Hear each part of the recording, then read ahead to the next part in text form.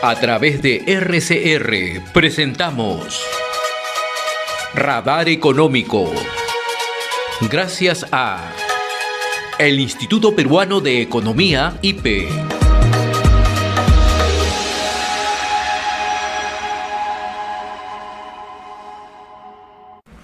Y ya nos acompaña en los estudios de RCR Red de Comunicación Regional Miguel Zamora, economista senior del Instituto Peruano de Economía IPE. Miguel, qué gusto saludarte, gracias por atender esta invitación como siempre. Muchas gracias, José, buen día. Vamos a conversar acerca de la evolución del crecimiento en el país en el primer semestre y luego para ir desagregando cómo ha sido el comportamiento del crecimiento regional. ¿Cómo hemos evolucionado en cuanto al crecimiento en el país? Bien, de manera reciente se habían publicado cifras sobre el crecimiento económico y cuando uno ve las cifras encuentra que en el segundo trimestre del año hubo una pequeña desaceleración en lo que es el crecimiento. Y ya más recientemente se han publicado estas cifras a nivel regional, ¿no? Entonces, cuando uno empieza como a explorar las distintas regiones, e incluso cuando ve las distintas zonas del país entre el sur, centro y el oriente, encuentra algunas disparidades, ¿no? Entonces, este crecimiento de 2.8 el segundo trimestre se puede desagregar en las distintas zonas y esta es una primera aproximación. Y en esta primera aproximación tenemos que la zona oriente es la que más ha crecido y cuando uno identifica qué pudo haber impulsado esto, encuentra que ha sido en gran medida la producción de petróleo en Loreto y se le suma también una mayor producción agrícola en Ucayali y San Martín. Entonces ahí uno ve productos como el cacao y el café que han impulsado un poco más la producción en estas regiones. Y luego uno encuentra algunas particularidades en la zona sur, en la cual Las Bambas inició una nueva operación recientemente y eso le ha permitido tener un impulso adicional y esto contrasta en la zona norte con las paralizaciones que hubo en las minas de La Poderosa, en Patás, que se ha visto afectada por toda la minería ilegal. Entonces, entre lo que es oriente, sur y norte, uno encuentra estos principales hitos. Ahora, yo quisiera detener un poco al caso de lo que está ocurriendo en Sierra Sur, específicamente en Apurímac. ¿Eso qué significa? Que el crecimiento en este primer semestre de Apurímac está gatillado por el crecimiento de la minería, específicamente del proyecto Las Bambas, que ha activado otro tajo minero. Claro. Cuando uno lo pone en perspectiva, en 2016, cuando inicia Las Bambas, así es, encuentra un impulso importante de la minería en Apurímac. Y este impulso como que se había puesto un poco más lento y de manera reciente se ha abierto un nuevo tajo, que es el tajo de Chalcobamba, y ha impulsado un poco más la producción minera. Le ha dado un nuevo salto a la producción minera desde el año pasado y eso se refleja en estos crecimientos importantes que ha tenido Apurímac en lo que va del año, ¿no? ¿Cuánto ha crecido Apurímac un poco para poder diferenciarlo de otras regiones? Por ejemplo, de hecho al inicio te mencionaba que a nivel país se tuvo un crecimiento de 2.8%.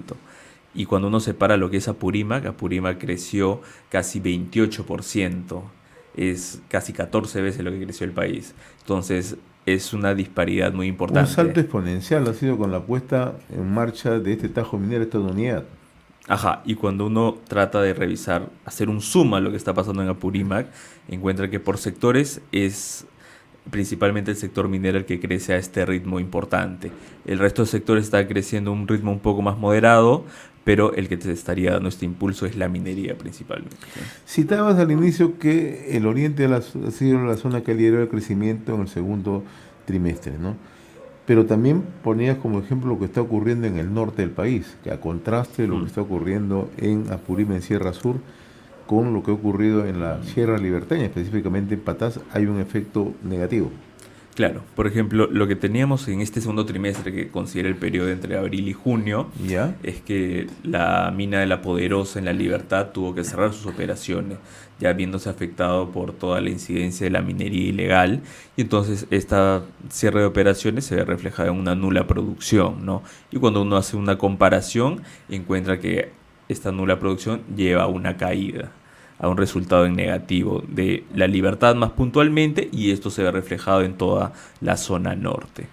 Pero en la zona norte también hay otra particularidad. Lo que venía siendo inversión pública del gobierno nacional y gobiernos regionales había tenido un dinamismo importante, había tenido un crecimiento significativo.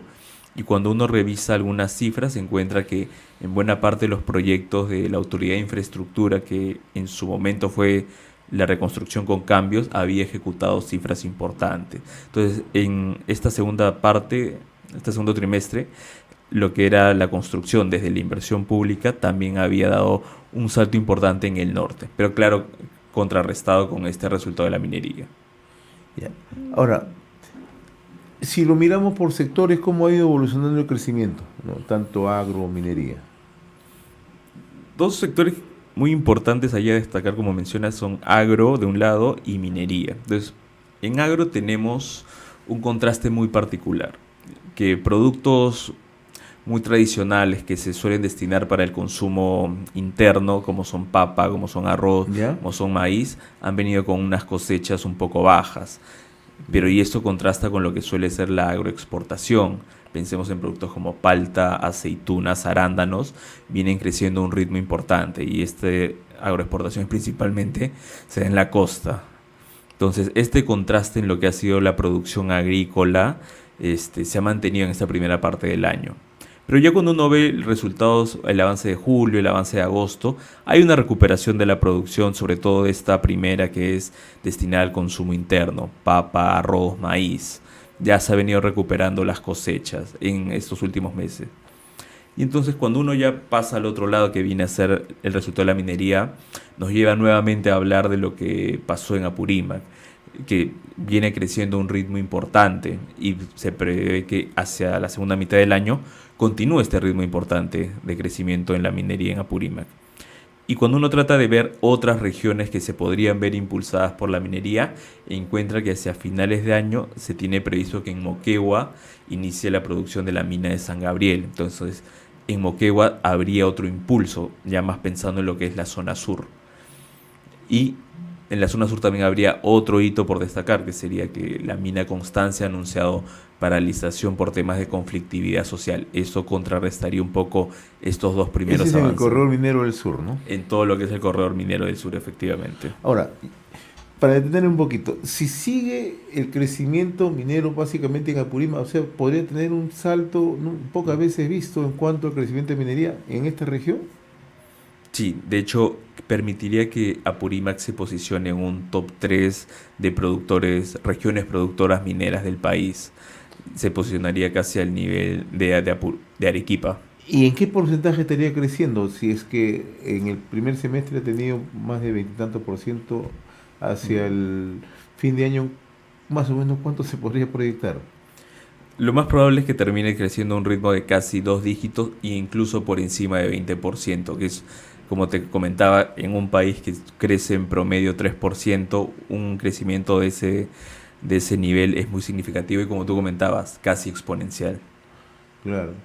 Ahora, eso es por un lado. Tú mencionabas San Gabriel. San Gabriel también es una producción de oro que va a iniciar sus operaciones en Moquegua. Eso también, de una otra manera, apalanca el desarrollo en esa zona sur del país. Exacto, y de hecho es muy importante distinguir el inicio de operaciones puede apalancarlo de dos maneras. De hecho, al momento lo que se tiene es que la construcción de la mina está impulsando todo lo que es el sector de construcción y ya desde fines de año estaría impulsando lo que es la actividad minera como tal, la extracción de minerales. Entonces es un dinamismo continuo en lo que iría del año desde San Gabriel para Moquegua. Ahora, en el caso del corredor minero, esta paralización de Constancia, ¿puede tener un efecto momentáneo o puede tener un efecto hacia adelante si es que las cosas siguen así? De momento el anuncio mantiene que sería un cierre temporal, un cierre transitorio. Entonces se prevé que tal vez hacia fines de año se pueda recuperar o ya más pensando a inicios del próximo pueda retomar operaciones. Y ahí también es importante mencionar que la misma unidad minera ha anunciado que en este transcurso va a aprovechar para hacer temas de mantenimiento de la unidad minera. Entonces se podría prever que ya hacia el próximo año pueda recuperar como su nivel de producción. ¿Y cómo se encuentran las otras regiones que no tienen la potencialidad tanto de agro como de minería?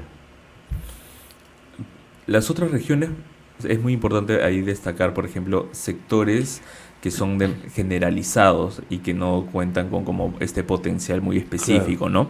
Sectores generalizados son lo que son los rubros de consumo y lo que es el sector construcción. Claro. Entonces, ahí lo que te mencionaba es que en esta primera parte del año, las zonas del norte habían tenido un impulso de la construcción. Yeah. Y acá viene un tema. Hacia la segunda parte del año, lo que es el presupuesto de la Autoridad de Infraestructura, no ha tenido temas de restricciones. Entonces, esta segunda mitad se podría ver un poco un avance más lento. Y sobre todo pensando que la Autoridad de Infraestructura concentra casi la mitad de su presupuesto en las regiones del norte. Entonces, es principalmente por donde se podría ver afectada la construcción, y pensado desde el lado público. Y luego lo que es el consumo, o los rubros de consumo, pensemos en comercio, pensemos en los distintos rubros de servicios, prevemos que pueda tener como un dinamismo generalizado, no solo en Lima, donde el empleo está creciendo a un ritmo importante, sino en el resto de regiones, donde el empleo formal está creciendo también a un ritmo significativo. Entonces, en lo que es consumo, vemos como un impulso generalizado y sobre todo favorecido por una mayor contratación formal, que es el empleo que te da una mejor calidad, mejores ingresos. Ahora, ¿cuáles son las perspectivas al segundo semestre, Miguel? Claro, para tener todas estas perspectivas tendríamos que enlistar lo que hemos venido mencionando, entonces ahí sería muy importante hacer este recuento. Claro. Desde la zona sur tenemos que Apurímac continuaría con un dinamismo minero importante. Claro. Tenemos que iniciaría San Gabriel también en la zona sur en Moquegua. ¿Ya? Podría verse esto un poco contrarrestado por lo que viene pasando en Constancia, en Cusco, también pensado en la zona sur. Y si nos vamos hacia el norte, nos movemos hacia el norte, el cómo se pueda llevar el ritmo de ejecución de la inversión pública puede traer un poco el dinamismo de la región para abajo, de la zona para abajo. Y si nos movemos un poco hacia el oriente, tenemos el hecho de que la extracción de petróleo en Loreto viene creciendo a un ritmo importante. Y si se mantiene el ritmo de los productos, de la producción, de cosechas, de cacao y café en estas regiones del oriente, también podría mantener este ritmo importante de casi 5% de crecimiento. Entonces, esa sería una radiografía a gran escala de lo que tenemos en el sur, en el norte y en el oriente. Interesante lo que mencionas el tema del oriente, ¿no? Cómo la producción de hidrocarburos, que nuevamente se ha vuelto a retomar, va a ir mejorando la economía. ¿Qué regiones fundamentalmente se van a ver beneficiadas? ¿Loreto es una? Loreto principalmente. ¿Ya? De hecho, lo que viene ocurriendo en Loreto es un lote que recientemente ha iniciado su explotación y entonces es un punto es un punto de partida muy importante. Lo que se podría ver en adelante es que de la actividad extractiva como lo es los hidrocarburos se puedan ver beneficiados otros sectores a través de algunos encadenamientos, mejores ingresos en la población y eso te puede traer una mejor producción tanto en rubros de consumo principalmente, ¿no? Ahora, se acerca fin de año, ¿no? Que es una temporada alta por el tema de las festividades. ¿El consumo va a ir mejorando a fin de año? ¿Esa es la proyección, tanto en Lima como en otras regiones? Sí. Ahí sería muy importante iniciarlo en perspectiva. De hecho, hacia el año pasado, lo que viene siendo la contratación formal, lo que viene siendo las cifras de consumo privado, se han recuperado posterior a lo del fenómeno del Niño. Y esa recuperación se ha venido sosteniendo por casi más de un año.